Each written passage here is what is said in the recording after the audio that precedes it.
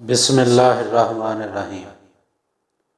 السلام علیکم ورحمۃ اللہ وبرکاتہ۔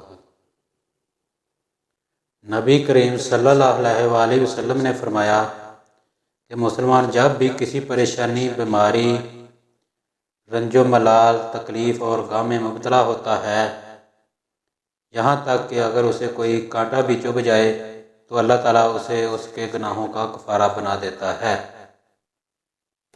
نبی کریم صلی اللہ علیہ وآلہ وسلم نے فرمایا کہ اس شخص کی مثال جو قرآن پڑھتا ہے اور وہ اس کا حافظ بھی ہے، مکرم اور نیک لکھنے والے فرشتوں جیسی ہے، اور جو شخص قرآن مجید بار بار پڑھتا ہے پھر بھی وہ اس کے لیے دشوار ہے تو اسے دگنا ثواب ملے گا۔ آپ صلی اللہ علیہ وآلہ وسلم نے فرمایا کہ جس طرح میں نے اپنے ساتھیوں کو نماز پڑھتے دیکھا، میں بھی اسی طرح نماز پڑھتا ہوں، کسی کو روکتا نہیں۔ دن اور رات کے جس حصے میں جی چاہے نماز پڑھ سکتا ہے، البتہ سورج کے طلوع اور غروب کے وقت نماز نہ پڑھا کرو۔ حضرت معاذ رضی اللہ تعالیٰ عنہ فرماتے ہیں، رسول اللہ صلی اللہ علیہ وآلہ وسلم نے میرا ہاتھ پکڑا اور فرمایا، اے معاذ، قسم اللہ کی میں تم سے محبت کرتا ہوں، قسم اللہ کی میں تم سے محبت کرتا ہوں۔ پھر فرمایا، اے معاذ، میں تمہیں نصیحت کرتا ہوں، ہر نماز کے بعد یہ دعا پڑھنا کبھی نہ چھوڑنا۔ ترجمہ: اے اللہ، اپنے ذکر، شکر اور اپنی بہترین عبادت کے سلسلہ میں میری مدد فرما۔ حضرت ابو ہریرہ رضی اللہ تعالیٰ عنہ بیان کرتے ہیں، رسول اللہ صلی اللہ علیہ وآلہ وسلم نے فرمایا، کسی کو بچھاڑنے والا شخص زیادہ طاقتور نہیں، طاقتور شخص تو وہ ہے جو غصے کے وقت اپنے آپ پر قابو رکھے۔ نبی کریم صلی اللہ علیہ وآلہ وسلم نے فرمایا، جب تک کوئی بندہ گناہ یا قطع رحمی کی دعا نہ کرے اور قبولیت کے معاملے میں جلد بازی نہ کرے، اس کی دعا قبول ہوتی رہتی ہے۔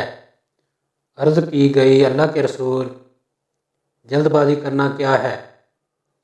آپ صلی اللہ علیہ وآلہ وسلم نے فرمایا، وہ کہے میں نے دعا کی اور میں نے دعا کی اور مجھے نظر نہیں آتا کہ وہ میرے حق میں قبول کرے گا، پھر اس مرحلے میں مایوس ہو کر تھک جائے اور دعا کرنا چھوڑ دے۔ حضرت ابو ہریرہ رضی اللہ تعالیٰ عنہ سے روایت ہے، انہوں نے کہا کہ رسول اللہ صلی اللہ علیہ وسلم نے فرمایا، ہر نبی کی ایک دعا ایسی ہے جو یقینی طور پر قبول کی جانے والی ہے۔ ہر نبی نے اپنی وہ دعا جلدی مانگ لی، جبکہ میں نے اپنی دعا قیامت کے دن اپنی امت کی سفارش کے لیے محفوظ کر لی ہے۔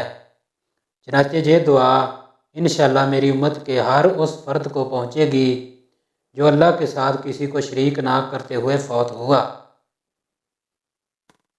رسول اللہ صلی اللہ علیہ وآلہ وسلم نے فرمایا، اچھا خواب اللہ کی جانب سے ہوتا ہے۔ جب تم میں سے کوئی شخص اچھا خواب دیکھے تو وہ صرف اس شخص کو بتائے جو اس سے محبت کرتا ہو، اور اگر ناپسندیدہ خواب دیکھے تو 3 بار اپنی بائیں جانب تھوکے اور 3 بار شیطان اور اس خواب کے شر سے اللہ کی پناہ مانگے، اور وہ خواب کو کسی کو نہ بتائے تو وہ اسے کوئی نقصان نہیں پہنچائے گا۔ حضرت ابو ہریرہ رضی اللہ تعالیٰ عنہ سے روایت ہے، رسول اللہ صلی اللہ علیہ وآلہ وسلم نے فرمایا، اگر تمہیں کوئی نقصان پہنچے تو یہ نہ کہو کاش میں اس طرح کرتا تو ایسا ہوتا، بلکہ یہ کہو یہ اللہ کی تقدیر ہے، وہ جو چاہتا ہے کرتا ہے، اس لیے کہ حسرت کرتے ہوئے کاش کہنا شیطان کے عمل کے دروازے کو کھول دیتا ہے۔ آپ صلی اللہ علیہ وآلہ وسلم نے فرمایا، بیوہ اور مسکین پر خرچ کرنے والا اللہ کی راہ میں جہاد کرنے والے کی طرح ہے، یا اس آدمی کی طرح ہے جو دن میں روزہ رکھتا ہے اور رات میں عبادت کرتا ہے۔ اللہ حافظ۔